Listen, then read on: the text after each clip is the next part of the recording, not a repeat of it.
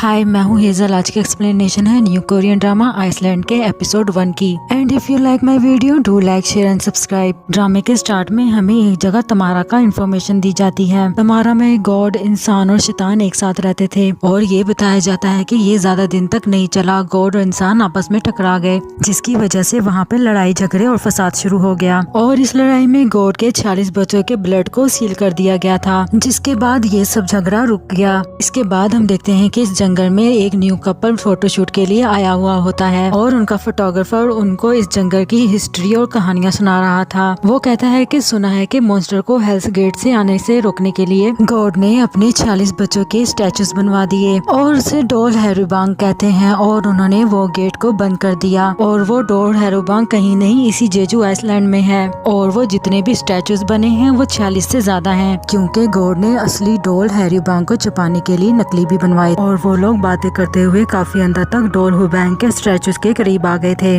और वहाँ ब्राइड और ग्रूम डोल हुबैंग के स्टैचूज को टच कर रहे थे और फोटोग्राफर दूर खड़ा होकर कैमरे को सेट कर रहा था और वहाँ पे कोई दूर से खड़ा हुआ उन्हें देख रहा था और वो डोल हुबैंग स्टैचू क्रैक होना शुरू हो जाते हैं। फोटोग्राफर दूर खड़ा हुआ था, उसको इस बारे में बिल्कुल भी नहीं पता चला और वो दोनों डोल हुबैंग टूट जाते हैं और वहाँ पे घड़ा बन जाता है। उसकी ब्राइड कहती है क्या तुमने किया है, और वो दोनों ब्राइड ग्रूम उसमें देखना शुरू कर देते हैं। तभी वहाँ से एक ब्लैक कलर का स्मोक निकल के उनके अंदर चला जाता है। ब्राइड खांसती है तो उसके मुंह से एक अजीब सा कीड़ा बाहर निकलता है। कैमरा सेट करने के बाद फोटोग्राफर ब्राइड और ग्रूम को देखता है तो उसको वो नजर नहीं आता, जिसके बाद उसे वहाँ पे वही कीड़ा नजर आता है। वो उसको मार देता है। तभी वो पीछे मुड़ के देखता है तो ग्रूम उसके पीछे खड़ा हुआ होता है और उसके मुंह से उसके सर से कांटे जैसा कुछ निकलने लगा था और वो डेविल बन जाता है और वो फोटोग्राफर को मारने लगता है। तभी उसके चेहरे में एक तलवार घुसती है और उसे जिसने मारा था ये और कोई नहीं, ड्रामे का मेन लीड बैन होता है। इसके बाद हमें चर्च का दिखाया जाता है, जहाँ पे एक आदमी फादर को पोस्टर दिखा रहा होता है जिसमें से ब्लड आ रहा होता है। ये देख के फादर घबरा जाता है और दूसरे प्रिस्ट को बुलवाने के लिए भेजता है और वो प्रिस्ट कोई और नहीं, हमारे ड्रामे का मेन लीड जॉन होता है। यहाँ हम एक लेडी को पोजेस्ड हुआ देखते हैं। जॉन उसमें से उस आत्मा को निकालने की कोशिश कर रहा था और वो हेडफोन लगा के बड़े आराम से ये काम कर रहा था। ऐसा लग रहा था जैसे ये उसके लिए कोई बड़ी बात नहीं है। जॉन फादर के पास आता है तो वो उसे वो पोस्टर दिखाते हैं। जॉन पूछता है कि ये औरत कौन है। फादर बताते हैं कि बहुत सालों पहले जब बुरी शक्तियाँ छाए पे भारी होने लगी थी, उस वक्त ये औरत सेवियर बन के दुनिया को बचाने के लिए आई थी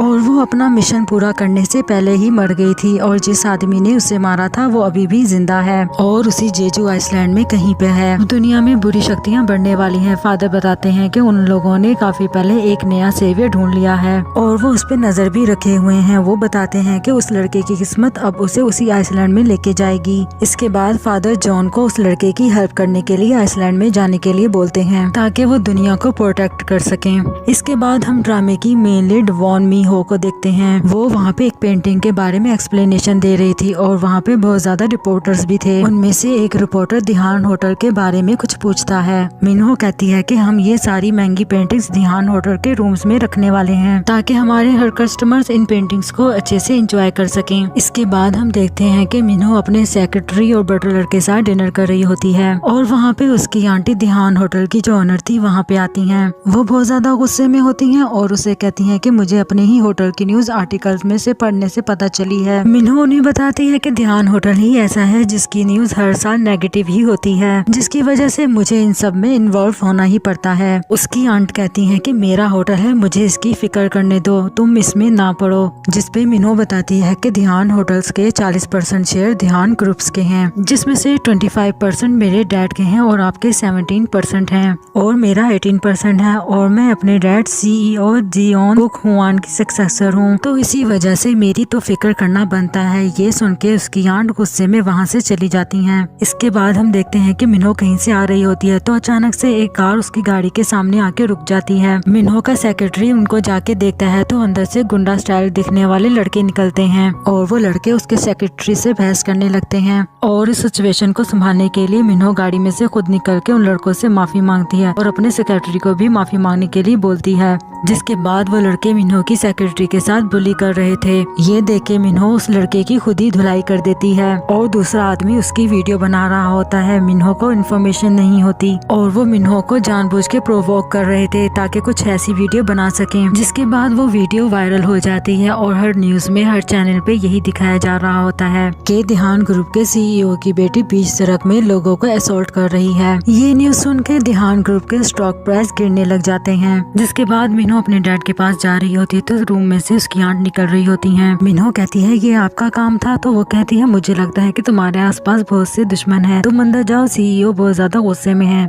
इन सब से उसकी आंट बहुत ज्यादा खुश नजर आ रही होती है और ये कह के उसको वहाँ से चली जाती है। वो अंदर जाती है तो उसके डैड बहुत ज्यादा गुस्से में होते हैं। बटलर उसके डैड को ये एडवाइस देता है कि मीनू को रिजाइन करके कुछ समय के लिए यहाँ से दूर चले जाना चाहिए। मीनू इस बात पे नहीं मानती तो वो उसे कहते हैं कि हम तुम्हें कहीं अब्रॉड नहीं भेज रहे।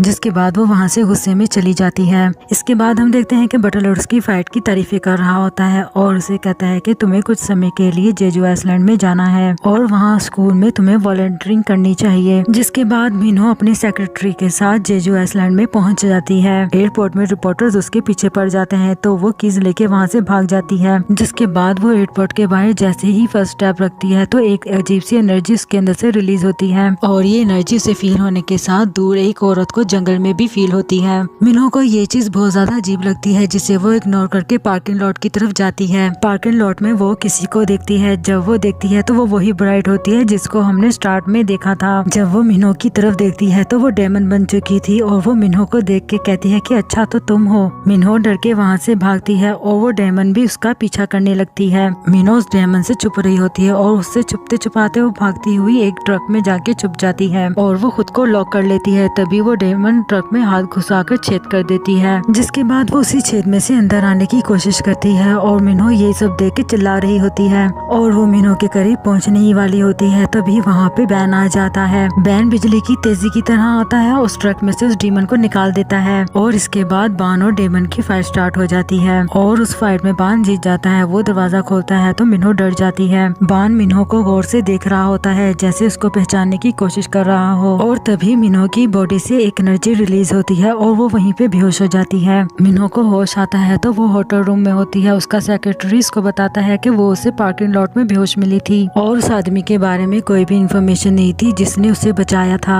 इसके बाद हम देखते हैं कि बान एक औरत से मिलता है और उसका नाम बेगजो था और ये वही औरत होती है जब मीनू की एनर्जी रिलीज हुई थी तो उसने भी फील की थी। दोनों बातें कर रहे होते हैं। इनकी बातों से पता चलता है कि जैसे वो मीनू का आना एक्सपेक्ट कर रहे थे। बेगजो कहती है कि मुझे लगता है कि वो पूरी तरीके से जागी नहीं है वरना वो तुम्हें पहचान लेती। बैन बताता है कि उसे लस्ट डेमन ने टारगेट किया था। इसके बाद हमें बहुत साल पहले जेजू आइलैंड दिखाया जाता है। वहाँ उस गांव में कुछ लोग आते हैं। वो देखते हैं कि गांव में हर कोई मरा हुआ है, सिर्फ एक बच्चा जिंदा था। जिसके बाद वो उस बच्चे को लीडर मॉन्क के पास ले जाते हैं जहाँ उन्हें पता चलता है कि लस्ट डेमन ने पूरे गाँव को मारा था और अब यहाँ इस बच्चे का कोई भी नहीं होता है और ये मॉन्क कुछ बच्चों को डेमन स्लेयर्स बनाना चाहता था और तभी वहाँ पे बेगजो आ जाती है और उन्हें इस तरह से करने से मना करती है क्योंकि लीडर मॉन्क ने कुछ बच्चों के साथ पहले भी ऐसा किया था जिसकी वजह से वो मर गए थे। लेकिन लीडर मॉन्क उसकी बात पे एग्री नहीं करते। वो कहते हैं कि इसके अलावा कोई भी इलाज नहीं है उस लस्ट डीमन को रोकने के लिए। जिसके बाद लीडर मॉन्क बच्चों के पास जाता है और उन्हें एक जगह पे लेके जाता है जो देखने में एक गुफा की तरह होती है और वो उन्हें एक कमरे में लेके जाता है जहाँ पे एक डीमन बंधा हुआ था जिसे बच्चे देख के डर जाते हैं। मॉन्क बताता है कि ये एक इवल स्पिरिट है, ये एक लस्ट डेमन है जो बुरी सोच पे सरवाइव करता है और ये अपने सामने आने वाली किसी भी जिंदा चीजों को मार देता है और इसे हराना बहुत ज्यादा मुश्किल है। वो बताते हैं कि इस एक डेमन को पकड़ने के लिए बहुत से लोगों की जाने गई हैं। जिसके बाद लीडर मॉन्क एक छोटी तलवार निकालता है और उस डेमन के अंदर घुसा देता है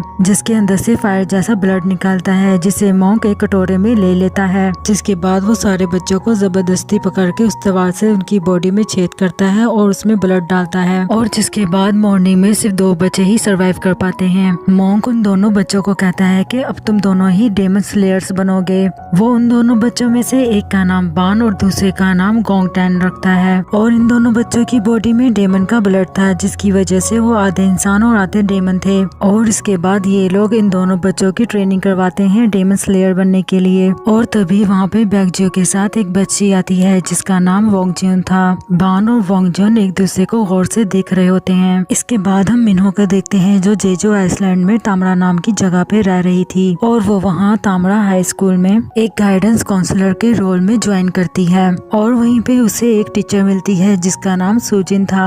मिन्हो और सुजिन पहले से एक दूसरे के फ्रेंड्स थे। वो दोनों एक दूसरे को देख के बहुत ज्यादा खुश होते हैं। मिन्हो स्कूल से वापस आ रही होती है, तभी उसे उसके डैड की कॉल आती है। वो उसे बताते हैं जो कल्चर फाउंडेशन तुम संभाल रही थी, आज के बाद तुम्हारी आंट संभालेंगी। मिन्हो का जो एक्सीडेंट हुआ था, मिन्हो ने अपने आदमी को उस एक्सीडेंट के बारे में काफी ज्यादा इन्फॉर्मेशन निकालने के लिए कहा था। मिन्हो को उस एक्सीडेंट से रिलेटेड कुछ फोटो मिलती हैं। उन्हें देख के वो अचानक से गाड़ी को रुकवा के बाहर आ जाती है। उसका सेक्रेटरी उसके पीछे आता है और उससे पूछता है कि क्या हुआ। वो अपने सेक्रेटरी को कहती है कि तुमने मेरी आंट से पैसे लिए और ये झूठा एक्सीडेंट करवाया और वीडियो वायरल करवाई। जब उसका सेक्रेटरी नहीं मानता तो वो उसको वो पिक्चर्स दिखाती है। मिन्हो को बहुत ज्यादा दुख होता है क्योंकि वो अपनी सेक्रेटरी को अपनी फैमिली की तरह समझती थी। जिसके बाद वो गुस्से में कार वहाँ पे छोड़ के पैदल ही वहाँ से निकल जाती है और सेक्रेटरी भी बहुत ज्यादा दुखी होता है क्योंकि वो उसे धोखा नहीं देना चाहता था और वहीं पे बैठा हुआ होता है। और उसी वक्त एक ब्लैक स्मोक आके उसके अंदर घुस जाता है।